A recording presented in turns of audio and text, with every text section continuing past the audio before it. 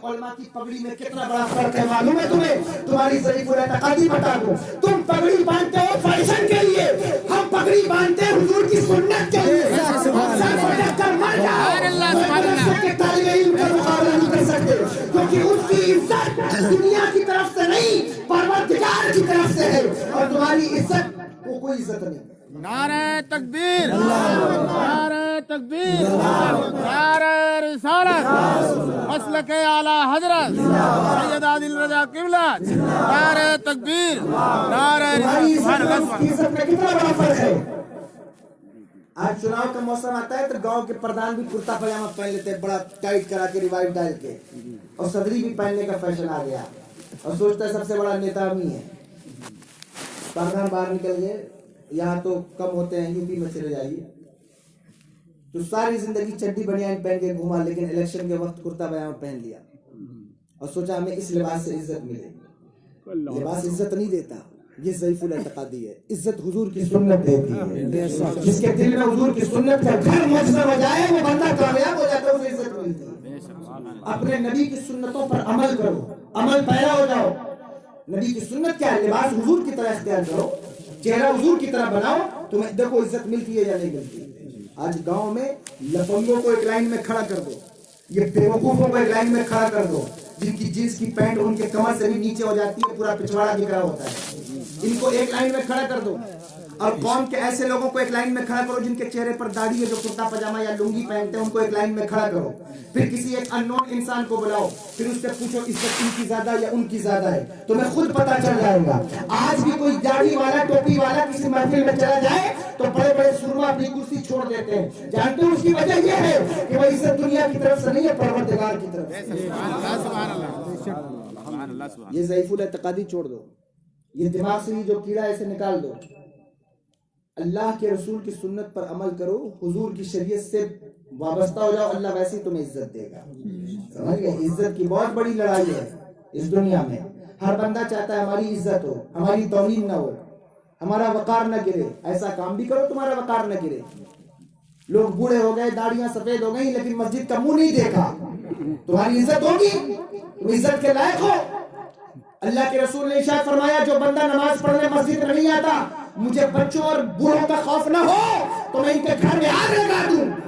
मस्जिद नमाज पढ़ने नहीं आते, तुम बैठ गए महफिल में, तो तुमने सोचा हमने हक अदा कर लिया शरीयत का, तुमने कुछ नहीं किया शरीयत के लिए, तुम बहुत आसान जिंदगी गुजार रहे हो, कोई जिहाद नहीं किया तुमने, न जिहाद फर्ज है इस दौर में, कोई लड़ाई नहीं लड़ी तुमने, कोई खून नहीं बहाया तुमने, कोई औलादे कुर्बान नहीं की तुमने, तुम्हें मालूम नहीं दीन की अहमियत क्या है।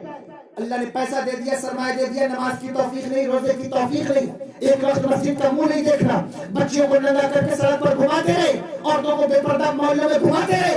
तुमने क्या किया है दीन के लिए? कोई काम नहीं किया, दीन को बर्बाद किया, रुसवा किया है, और तुम चाहते हो तुम्हारी इज्जत हो?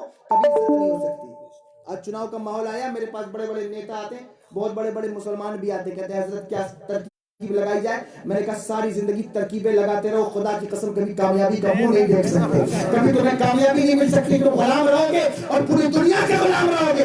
क्यों? क्योंकि जो मुस्तफा जाने रहमत का गुलाम बन जाए, फिर सारी दुनिया उसकी गुलाम बन जाती है। और जो अपनी ख्वाहिशात का गुलाम बन जाए, अपनी तबीयत का गुलाम बन जाए, अपने फैशन का गुलाम बन जाए, फिर वो दुनिया का गुलाम बन जाता है, दुनिया उसे गुलाम बना लेती है। इज्जत ऐसे नहीं मिलती। इज्जत हासिल करने का तरीका होता है, मैं तुमसे रिक्वेस्ट करता हूं, तुमने कोई काम दीन के लिए नहीं किया, एक काम कर दो, अल्लाह तुम्हारी मग़फ़िरत करेगा। अपने नबी की सुन्नत को आम कर दो और अपने बच्चों में फैला दो। अपने बच्चों को जिन्होंने कभी कुर्ता पजामा नहीं पहना, जो नहीं जानते कुर्ता पजामा क्या होता है, ये कमीज शलवार, ये इस्लामी लिबास है, इसे पहनने की आदत डलवाओ। नौजवानों, कुर्ता पजामा पहना करो। तुम नहीं देखते पूरी दुनिया में लोग अपने लिबास को फॉलो कर रहे हैं। ईसाइयों का लिबास कोट पैंट है, कोट पैंट पहनते। रामदेव का लिबास लाल पीली चादर है, कोट। तुम्हें क्या हो गया? अपना लिबास छोड़ के दूसरों का लिबास इख्तियार करते हो? नहीं नहीं, अच्छा लिबास इस्लामी लिबास है, उसको इख्तियार करो। पहली चीज उसको प्रायोरिटी दो। दूसरी चीज, अपने चेहरे पर दाढ़ी रखो। आज फिल्म के स्टार दाढ़ी रखने लगे तो नौजवान दाढ़ी रखने लग जाए, लेकिन तुम्हें उसका सवाब नहीं मिलेगा। हुजूर की सुन्नत समझकर उसको रखने की कोशिश करो। ये ज़ईफ़ुल एतक़ादी है, सब ज़ईफ़ुल एतक़ादी है। ईमान की कमजोरी, ईमान जब मजबूत होता है बंदा बड़ा मजबूत होता है। ایمان مضبوط ہوتا ہے تو بندہ ٹس سے مس نہیں ہوتا. آج تمہاری ایمان کی حالت یہ ہے کہ چند پیسوں پہ تمہارے ووٹ بک جاتے ہیں. 500 روپے کوئی دے دے, 1000 روپے دے دے, ارے 10-5 روپے میں بک جاتے ہیں. اب تو 100 روپے میں بک جاتے ہیں. ووٹ بک گئے تمہارے ایمان کی کمزوری. مصطفیٰ کے غلام کی قیمت یہ, خدا کی قسم ساری دنیا کا سرمایہ اس کے قدموں میں ڈال دیا جائے, مصطفیٰ کا غلام نہیں بک سکتا. کیوں؟ کیونکہ وہ بہت پہلے کہہ چکا ہوتا ہے جب تک ڈگے میں تھے تو کوئی پوچھتا نہ تھا, تو میں نے خرید کر مجھے انمول کر دیا. نعرہ تکبیر, نعرہ رسالت, مسلک اعلیٰ حضرت سید عادل رضا قبلہ, نعرہ تکبیر, نعرہ رسالت. سبحان اللہ. زندہ باد زندہ باد. پہلے ہی دکھ چکا ہوتا ہے بازار مصطفیٰ میں, اور جو حضور کے بازار میں دکھ جائے پھر دنیا اسے خرید نہیں سکتی. تمہیں تاریخ معلوم نہ ہو تو اٹھا کر دیکھ لو. ایک مرد مجاہد بریلی کی سرزمین پر بیٹھا جس کو دنیا مفتی اعظم کہتی ہے. سمجھ گئے آپ؟ ایمان کی استقامت دیکھو اور اپنی ضعیف الاعتقادی دیکھو. ان کی بارگاہ میں نسبندی کا مسئلہ چلا, آپ نے فتویٰ دے دیا حرام ہے. اندرا گاندھی اس زمانے میں ملنے کے لیے آئی حضور مفتی اعظم ان سے اور کہنے لگی کہ اپنا فتویٰ بدل لیں. مصطفیٰ کے غلام کی اہمیت ذرا دیکھو. ملک کی پرائم منسٹر پریزیڈنٹ ہے, ملنے کے لیے آئی اور کہنے لگی اپنا فتویٰ بدل لیں. نبی کا غلام جو دربار مصطفیٰ میں دکھ جائے اس کی کیفیت کیا ہوتی ہے؟ مصطفیٰ رضا خان نے ارشاد فرمایا, او یہ وہ دربار ہے جہاں ضرورت پڑنے پر حکومتیں بدل لی جاتی ہے, فتوے نہیں بدلے جاتے. اور دنیا نے دیکھا کہ حکومت بدل گئی لیکن مصطفیٰ رضا خان کا فتویٰ نہیں بدلا. سبحان اللہ. اس ایمان کی استقامت ہے, مضبوطی ہے. تمہارے جیسے انسان ہوتے, ہمارے جیسے انسان ہوتے تو وہ تو 2 روپے پر اپنے فتوے بدل لیں, اپنے موقف بدل لیں. آج کیا ہو رہا ہے دنیا میں؟ اس لیے حضور کی سنت کو فالو کیجئے, ضعیف الاعتقادی ختم کیجئے, ایمان کو مضبوط کیجئے. آج حال یہ ہے کہ محرم کے موقع پر کوئی بیمار پڑ جائے, پریشان ہو جائے, ڈھونگیوں کے پیچھے, چماروں کے پیچھے, نہ جانے کتنے لوگوں کے پیچھے بھاگ رہے, نعرہ دیتے رہے بھیا چمتکار کو نمسکار ہوتا ہے, جہاں چمتکار ملے گا وہ چلے آئے. اچھا یاد رکھو یہ بات, اچھے سے یاد رکھ لو, خوب غور کر لو. تمہارے پاس ایمان کی بہت بڑی کمزوری ہے. کوئی بابا آ جائے, ڈونگی آ جائے, اس کے پیچھے لگے, تعویذ لے لے, برکت ہو جائے, یہ ہو جائے. حضور کی سنت کو اختیار نہیں کیا, کوئی تمہیں کامیابی دے سکتا ہے؟ کبھی نہیں دے سکتا. حضور کی سنت سے منہ موڑ کر اگر کوئی تعویذ خدا کی قسم کامیاب کرتی تو اس کا مقام حضور کی سنت سے بڑا ہوتا, لیکن حضور کی سنت سب سے بڑی ہے, حضور کا طریقہ سب سے بڑا ہے. تم نے اسے چھوڑ دیا, صبح کے 10 بجے تک ٹانگ پھیلا کے سو رہے ہو اور جاتے ہو تعویذ لینے کے مجلس میں برکت ہو جائے. کیسے برکت ہو؟ بچیاں بال کھول کر عصر کی نماز کے وقت گاؤں میں کھیتوں میں ٹہل رہی ہیں اور پھر آئے تعویذ لینے, بھوت لگ گیا, سیم لگ گیا. کیسے مسئلہ ہوگا؟ پہلے تو پردہ ضروری تھا, حضور کی سنت کی وفاداری ضروری تھی. اگر آپ وہ کام کرتے تو کیسے آپ کے ساتھ ایسا نہ ہو. آج محرم کے موقع پر, تعزیے کے موقع پر بہت سارے ایسے لوگ ہیں جو کہتے ہیں ہم تعزیہ نہیں بنانا چاہتے, لیکن ہم نے 1 سال نہیں بنایا تو ہمارا بچہ مر گیا. ضعیف الاعتقادی, ایمان کی کمزوری دیکھو. مطلب ایک کام جو اسلام کے خلاف ہے, جو اسلام سے براہ راست متصادم ہے, تم وہ کام چھوڑنے پر کہتے ہو ہمیں نقصان ہوتا ہے. ایسے بھی لوگ ہیں. ایک صاحب تھے, وہ کبھی نماز نہیں پڑھتے تھے, کبھی نماز, سن رہے ہو کہ بند کرتے, ختم کر دیتے, کبھی نماز نہیں پڑھتے تھے, کبھی نماز نہیں پڑھتے تھے. ان کے 5 بیٹے تھے, 5 بیٹے. تو مرید ہو گئے پیر صاحب سے, پیر صاحب نے کہا نماز پڑھا کرو. کہا حضرت نماز پڑھنے کے لیے مت بولیے. کہا کیوں؟ کہا ہمارے پاس بہت جانور تھے, ایک وقت ہم نے نماز پڑھنا شروع کر دیا, سارے جانور ختم ہو گئے. کہا یار یہ کون سی بات ہے؟ کہا اب تو 4-10 بھینسیں بچی ہیں, اب کہیے تو ان کو بھی نپٹا دیں.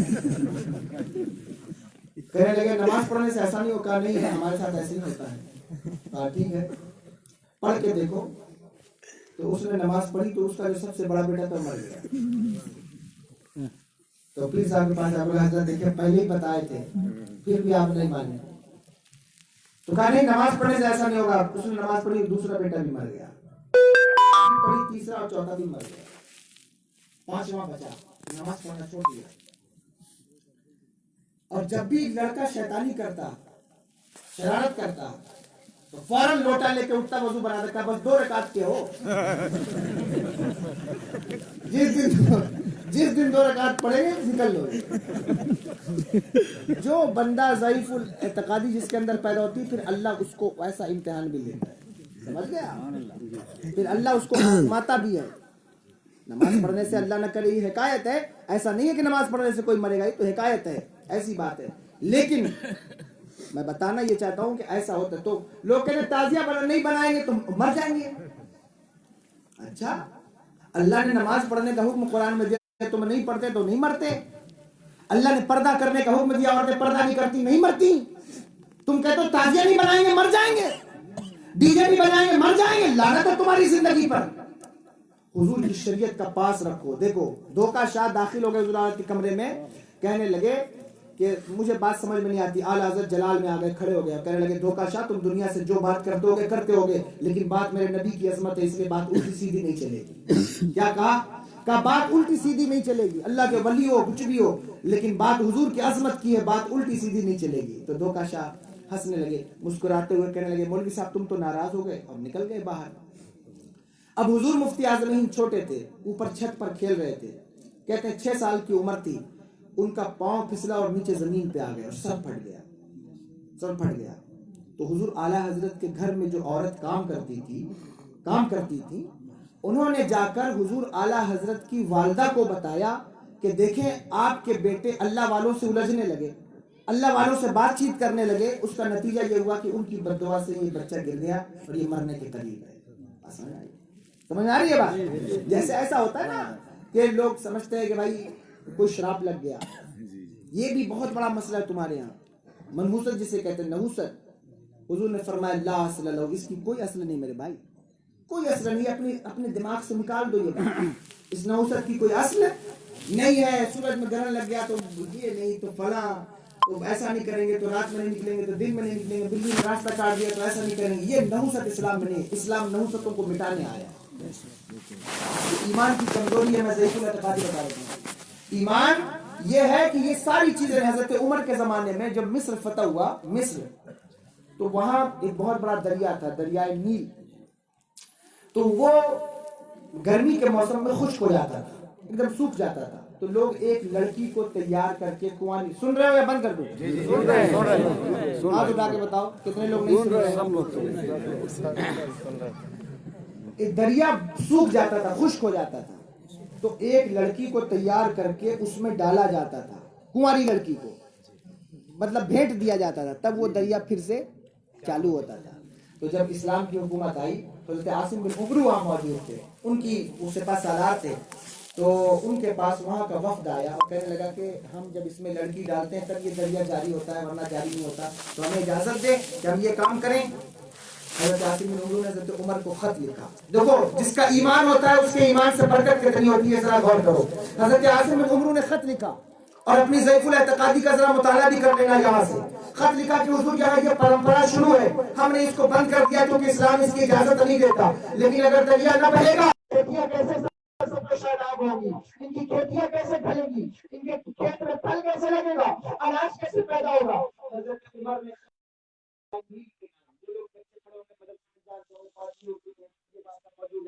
जानते होंगे आप, ये हदीस शरीफ है।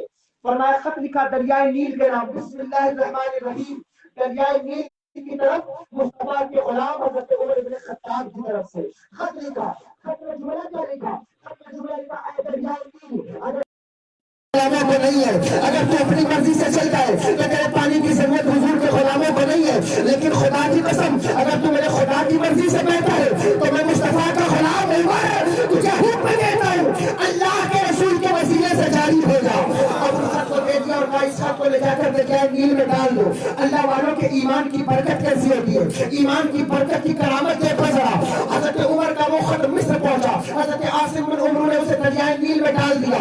दरियाए नील में डालने के बाद लोग रात को अपने अपने घरों में लौट गए कि पता नहीं सुबह दरिया जारी होगा या नहीं जारी होगा। खुदा की कसम, जब सुबह के वक्त लोग अपने घरों से बाहर निकले तो लोगों ने देखा इससे पहले कभी दरियाए नील की लहरें इतनी मौज वाली न थी जितनी हज़रत उमर के खत में दरियाए नील में मौज पैदा हुई। साबित कर दिया दश्त तो दश्त है, दरिया भी न छोड़े हमने, पहले जुल्मात में दौड़ा दिए घोड़े।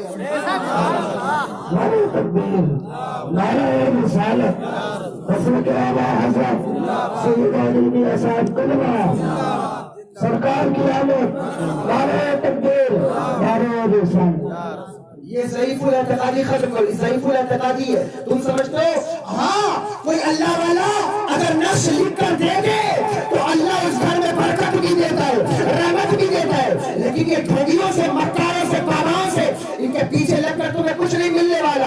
तुम्हारा ईमान खराब होता है, तुम्हारी जिंदगी खराब होती है, तुम्हारा वक़ार खराब होता है, तुम्हारी नस्लों में नई तरीके की बीमारियां पैदा होने लगी। अब तो लोग ये समझने लगे, गांव की औरतें ये समझती हैं कि शायद तावीज़ लेने से ही बच्चा पैदा होता है। अरे नहीं नहीं, बच्चा देने वाला परवरदिगार आलम है। हाँ, अगर कोई मुसीबत आ जाए तो अल्लाह वालों के करम से मुसीबत जरूर दूर होती है, लेकिन मक्कारों के चक्कर में न पड़ो, अपना ईमान खराब न करो, अपने ईमान का सौदा न करो। अगर अल्लाह से मांगोगे, अल्लाह की बारगाह में 2 रकात नमाज पढ़ो, सजदा करो, मेरे आका का वसीला लो, रब से दुआ करो, अल्लाह औलाद भी अता करेगा, ईमान भी अता करेगा, जिंदगी भी अता करेगा, जिंदगी का तरीका भी अता करेगा।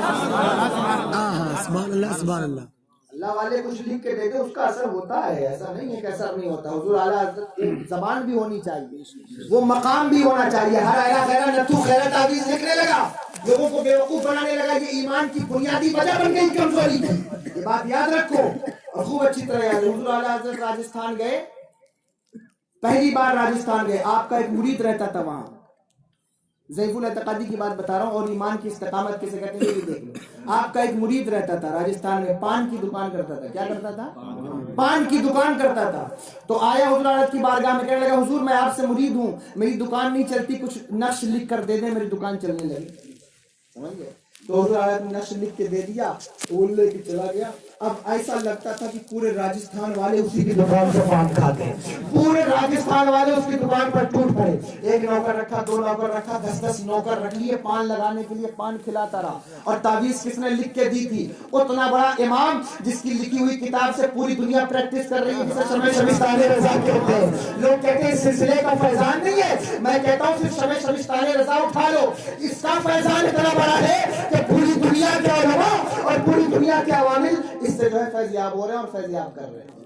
ऐसे बदबख्त लोग भी पैदा हुए जो कहते हैं इस सिलसिले का फैजान नहीं है, लेकिन तुम्हें मालूम ही नहीं इस सिलसिले का फैजान क्या। बहरहाल तो हुजूर आला ने नक्श लिख के दे दिया, पूरा राजस्थान उसके यहाँ से पान खाने लगा। तो उसके बगल में एक और पान वाले की दुकान थी, एक और पान वाले की दुकान थी, उसकी दुकान नहीं चलती थी, तो वो किसी और से मुरीद था। सुन रहे हो बात? आ रही है?